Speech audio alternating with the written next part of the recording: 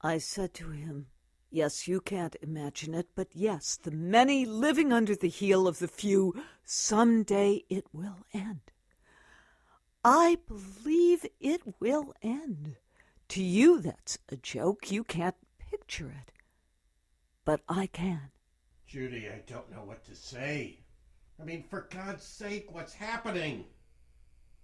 I kiss you, and it's as if my kiss goes hurtling off a cliff.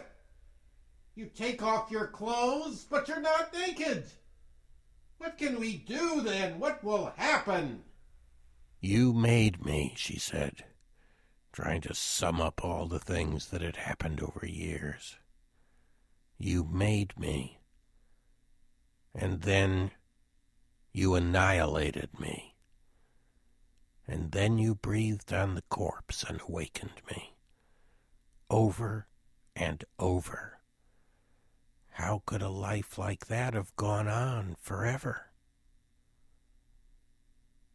Useless to hold her hand, to try to explain. Here's my explanation. I felt this. I felt that. No, that's not an explanation. You know what love is. You know what grief is. A group of men on the front lawn. They asked to see Father. They looked like the people who came over all the time. Father put a robe on over his pajamas, put on his slippers, came downstairs. They smashed his face in with their hands and fists, left him bleeding, and ran away. The next day, Jack moved out of the house. Oh, I don't know. It was a day when something finally just broke in my head, and I was in terrible shape.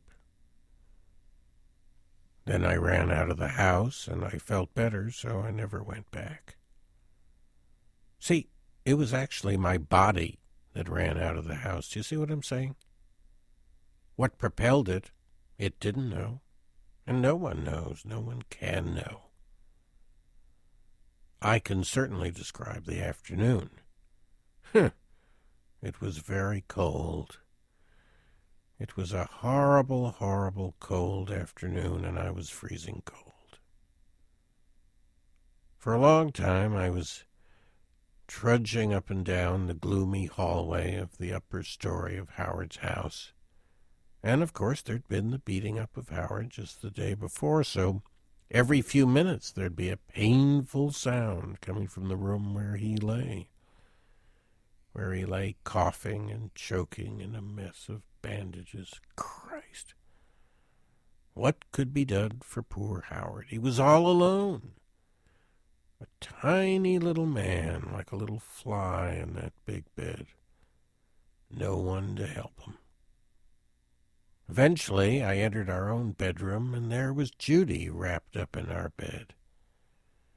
She, too, wasn't well. You could say she was exhausted, hadn't slept, whatever. And she, too, was freezing cold, she immediately informed me. I sat right down in a chair by the bed and looked at her face for a long time. Well, I guess we were talking in a manner of speaking. And at a certain point, I felt I saw her skin grow suddenly pale. And I thought, oh, yes, the pallor of a corpse. It's quite clear, isn't it? Her tongue, as she spoke, was like a child's lollipop.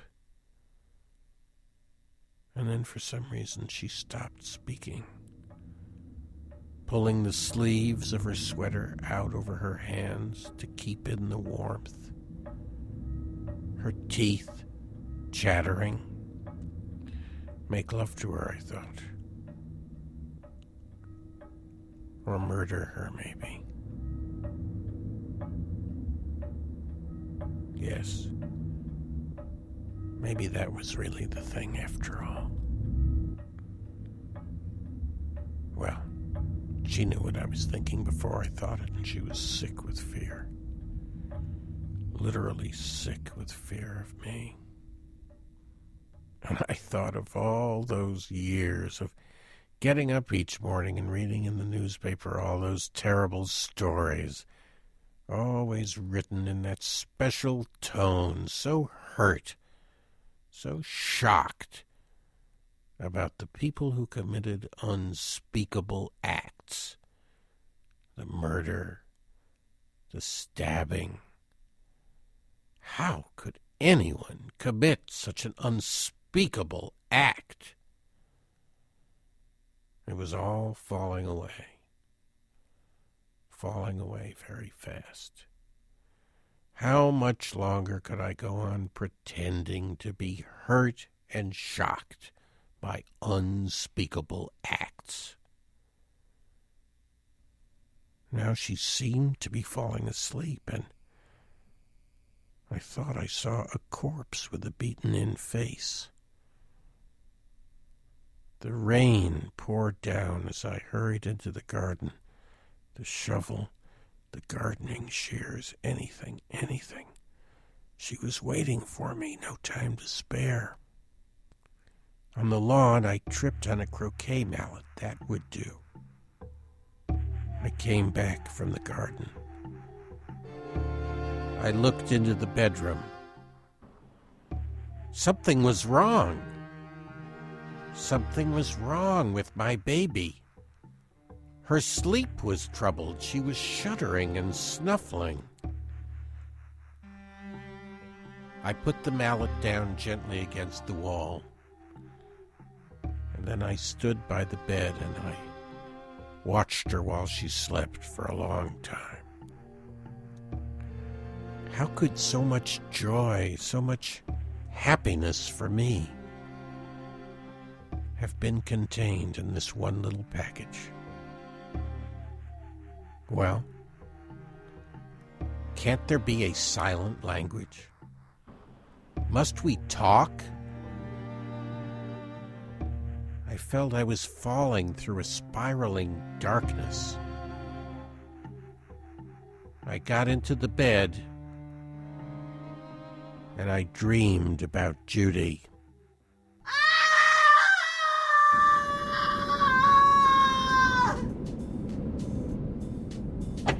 Let's go quietly. Then I dreamed I'd awakened and my face felt wet. Tears? No. It seemed to be blood. The cat had clawed me.